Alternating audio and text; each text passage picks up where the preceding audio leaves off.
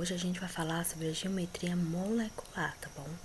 A gente vai falar sobre os desenhos que as moléculas elas assumem, tá bom?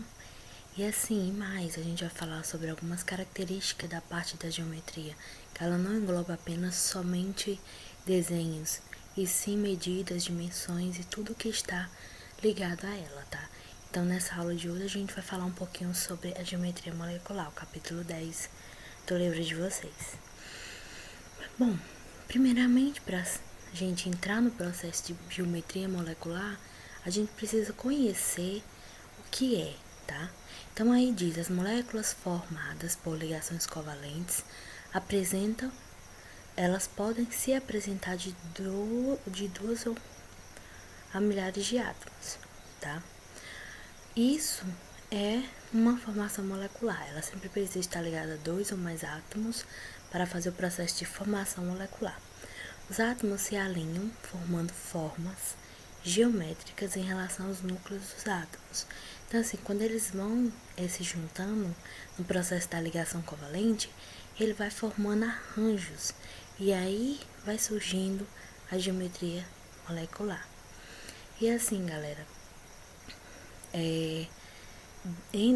dentro do conteúdo de geometria molecular foi-se estudada a questão da repulsão dos pares eletrônicos, tá? Como é isso? Como é que um átomo vai se unir a outro por ligação covalente, sendo que eles são negativos?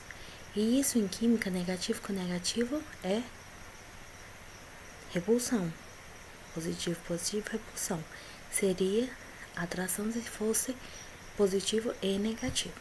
Aí aqui vem a nossa teoria de repulsão. Ela foi descrita por Ronald, Giuseppe e Sidney, tá? E a teoria da repulsão ela se originou aí quando eles estavam determinando a questão da camada de valência. Os átomos ligados ao átomo central de uma molécula ou íon dispõem-se no espaço de modo que a força de repulsão entre os elétrons no nível mais externo, ou seja, essa união é feita pelos níveis externos, a última camada de valência. Então, se afasta muito do núcleo desse átomo central, seja menor possível. Então, quando ele vai se afastando do núcleo, ele vai acabar diminuindo essa repulsão aí entre a camada de valência de um átomo e outro, permitindo que aconteça a ligação covalente e que a geometria molecular possa existir. A geometria molecular, pessoal, ela é tida na nossa química inorgânica como se fosse um reconhecimento e também utilizada para diferenciação. Então, por exemplo, se eu falo que uma molécula ela é tetraédrica, eu falo que ela está fazendo quantas ligações, qual é o formato dessa ligação, e aí a gente já vai dando informações sobre as moléculas que formam esse composto. E aqui, pessoal, fala mais um pouquinho sobre a questão dos pares eletrônicos. Ao redor de um átomo central, participantes ou não de ligação covalente, deve estar disposto de modo a garantir a menor repulsão possível. Por isso, quando for fazer essa união entre os compostos, eu preciso analisar qual composto vai poder fazer uma ligação covalente e uma ligação iônica. Porque tem que estar ligado aí na relação dos pares eletrônicos e também sobre a disposição. Vocês estão vendo aí como é que as moléculas são dispostas?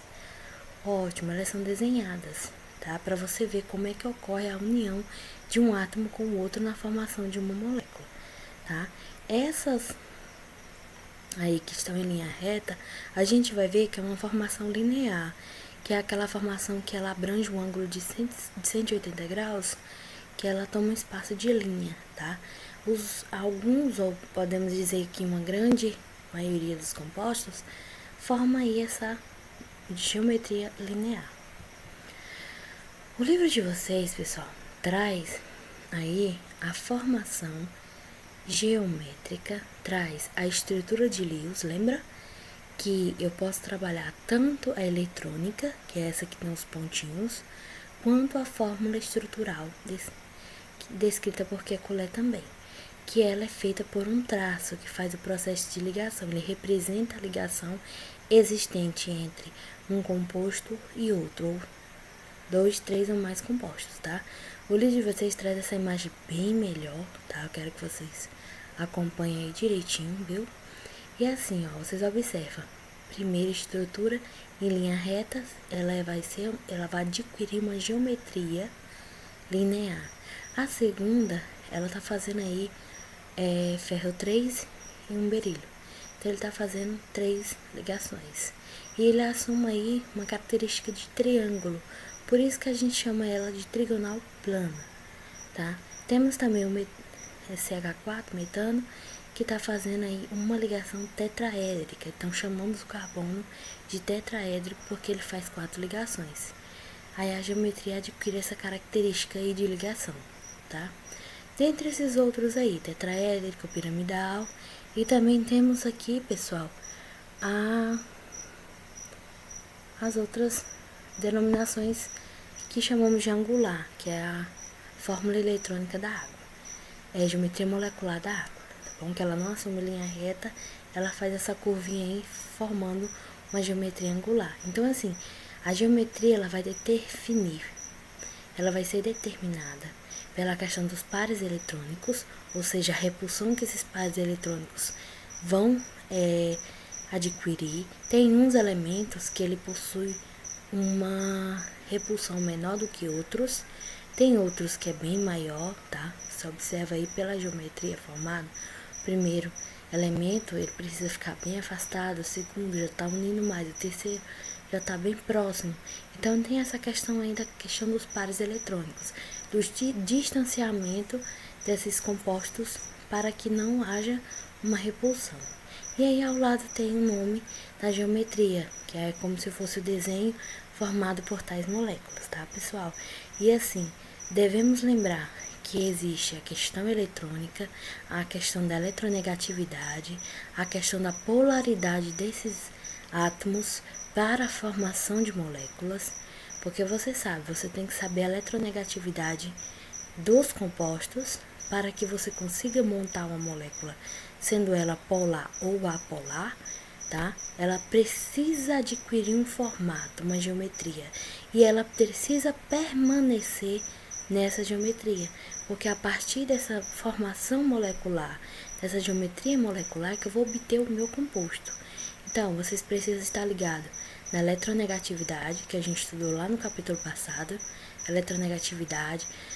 A gente precisa estar ligado na teoria dos pares ou da repulsão eletrônica, na questão de formação de apolar ou polar. Também temos galera, a questão da ligação de hidrogênio, tá? Ou formação de pontes de hidrogênio. Essas ligações de hidrogênio, esses pontinhos vermelhos aí, elas são bem fortes. E também elas permanecem que a molécula fique estáveis, viu? Por isso que quando a gente estudar lá na orgânica, vocês vão observar que a gente utiliza o primeiro composto que se relaciona na orgânica é os hidrogênios, devido a essa questão de pares eletrônicos e do afastamento das moléculas. Mas é super importante que vocês se atentem a esses detalhes aí. Aqui a imagem não tá tão boa, tá? Mas vocês podem estar observando aí no livro de vocês. É só para vocês verem, quanto mais composto eu vou fazendo ligação covalente, quanto mais eu vou adicionando, ele começa a se tornar um pouco estável. Porque é muito composto próximo do outro. Quando você aumenta, quando você aproxima demais, essa rejeição, essa repulsão começa a dar um aumento. Por isso que quando você olha para a geometria, ele tenta afastar ao máximo ali um átomo do outro, para que eles não precisem estar se unindo totalmente, para a formação molecular sair exata e também para que o composto esteja estável, pronto para se trabalhar e que ele não venha se quebrar no meio aí da ligação. Então, pessoal, a nossa aulinha de hoje foi só sobre isso. E tem outro tópico também que eu queria falar para vocês. A geometria molecular e o processo de hibridização, eles são trabalhados em conjunto. Por quê? Como a gente viu lá na hibridização, que existem os níveis, existem os subníveis, que é uma junção de um nível com o outro e forma um subnível. E aí acaba que essa proximidade de níveis formando o subnível aumenta a questão da repulsão nos pares eletrônicos. Então, quando eu vou fazer a geometria utilizando o processo de hibridação, eu consigo separar a parte interna que está ligada ao núcleo do átomo e deixo apenas a parte da ponta do desenho que vocês vão estar observando unidas. E essa parte ela vai tentar permanecer unida e vencer aí a questão da repulsão, da questão dos pares eletrônicos. Viu? Então, assim, por isso que a hibridação é mostrada mais em formato geométrico, em desenho mesmo, devido a esse processo de ligação, nível de energia, e também para que vocês observassem como é que ela se comporta, tá? Então, esse desafio aqui, pessoal, vai ficar como atividade para vocês. Eu quero que vocês façam o que está se pedindo aí, eu quero que você monte a sua molécula, tá? Você vai montar sua molécula com o que você tem em casa. Então, eu quero aí a criatividade de vocês. Vocês vão ter 1 semana, 8 dias para finalizar essa atividade. Vocês vão gravar um pequeno vídeo mostrando a sua molécula e em qual geometria molecular qual geometria descrita no livro de vocês e dita aqui, ele se enquadra. E você vai explicar quais átomos você utilizou para que fosse possível fazer as ligações aí, tá bom? E qual composto formou no final. Então, esse vai ser um pequeno vídeo, vocês vão montar em casa, com o que tem em casa, então bora ser criativo, tá, galera? Qualquer dúvida, posso estar colocando aqui no comentário, ou você pode estar me procurando aí pelas plataformas de conversa, tá? Não esqueça, pessoal, assistam a videoaula lá no SAIS, para vocês estarem mais por dentro desse conteúdo do capítulo 10. Ele é bem curtinho, mas ele é muito interessante aí, falando da importância de conhecer a geometria, porque você consegue ter mais um ponto a seu favor, para você conseguir determinar essas moléculas e os compostos aí a partir do desenho, viu? Então, até a próxima aula, tá? E bons estudos!